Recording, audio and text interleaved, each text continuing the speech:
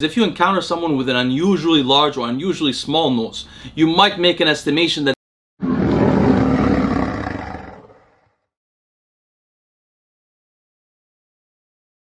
Good afternoon, friends! Have you ever caught a woman looking at your bulge or your shoes? I have. These women are making novice mistakes. In this video, I'm going to tell you about the biggest correlate to male penile length. But before I do, please subscribe to the channel if you're not already, like the video, and comment on the video for the sake of the algorithm. Now, by the way, guys, I've actually thought about this a few years ago. In my early 20s, I knew some very interesting and experienced women. One of these women told me that she thought that the size of a person's nose was the best predictor of their penile size. When I first heard this, I thought it must be due to some bias, due to her experiences or her being Arab and Arabs having large noses, but I was wrong. I really should have known better. I mean, I haven't seen that many penises, but I've used performance-enhancing drugs. For those that have used growth hormone before, you'll note that if you used enough, your nose got bigger over time. In particular, it got a little bit wider. In fact, if you look at bodybuilders over the years, their noses do get wider. And in fact, sometimes you encounter a bodybuilder that you think, how is this guy's nose that wide? Like Dexter Jackson, for example. The first time I met Dexter Jackson, I immediately thought, how is this guy's nose so wide? I had never seen a guy with that wide a nose in my entire life. And beyond that, I always knew that our ears and our noses appear to grow into later age. In fact, I noticed this by myself when I was younger, noticing that old people tended to have large ears. I didn't notice the nose by myself, but the ears I did. And later, of course, I found out in academic studies that this was confirmed. The nose and the ear continue to respond to growth hormone into later age, so they grow disproportionately large as we age. Anyway, the reason I'm making this video is because there's a 2021 paper by Ikegaya et al., a Japanese group, that has only been cited once actually, so it's not very well known in the academic world yet. This study was a continuation of decades-long research into penile length and its correlates in the male human body. And this paper itself was a continuation of this Japanese group's analysis on post-mortem Japanese. Post-mortem means these are cadavers. They're looking at dead people. What Ikegaya and his colleagues sought to do here was to find out what is the best predictor of stretched penile length among measurements of other body parts. They included flaccid length, that's not stretched. It's always flaccid, but the stretched versus the not stretched. They included height, they included weight, they included various other measurements. And what they did was perform a simple linear regression on those measurements versus the dependent variable, which is stretched penile length. They wanted to see how can we predict stretched penile length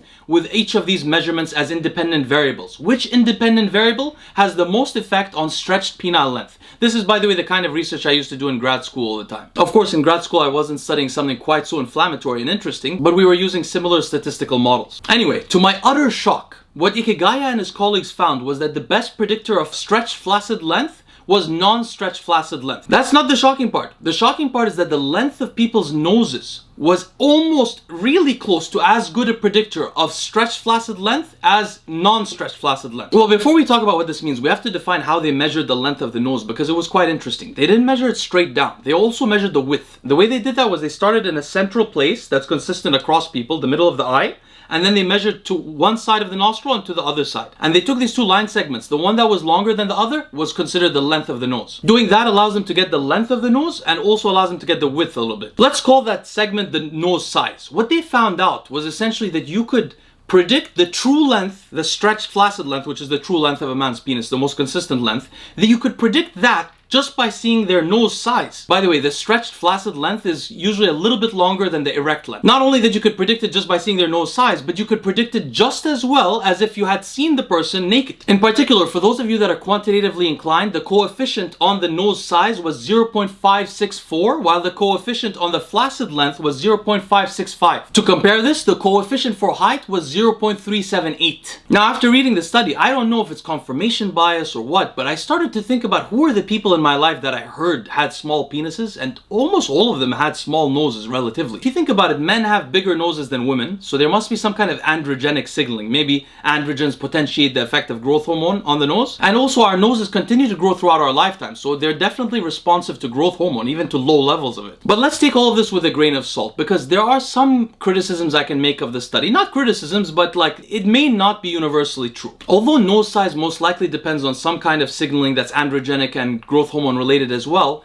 we're looking at a population here who might be a little bit unique. You see, among Japanese people, I believe that nose size variation is lower than in other populations. What I mean to say is that generally I think Japanese have more homogeneity in their nose size. So maybe variation in nose size needs more dramatic hormonal effects among the Japanese than in other people, for example. Moreover, maybe the penile size varies less among Japanese people for some reason. Maybe also because of the fact that the average penile size is quite a bit smaller in Japan than it is in the rest of the world. Second, because this is a cadaver study and most of the studies on penile length were not on cadavers, maybe there are differential impacts that being dead has on nose size and penile size, such that it changes the relationship. For example, in this study, the coefficient for height, also the effect of height on penile length, is also a little bit different than many other studies. In general, there's a lot of heterogeneity among these penile length correlation studies, most likely also because measuring techniques of the penile length differ across studies. And finally, a third criticism. Could the nasal length here that's being measured be a proxy for some other feature of our faces? For example,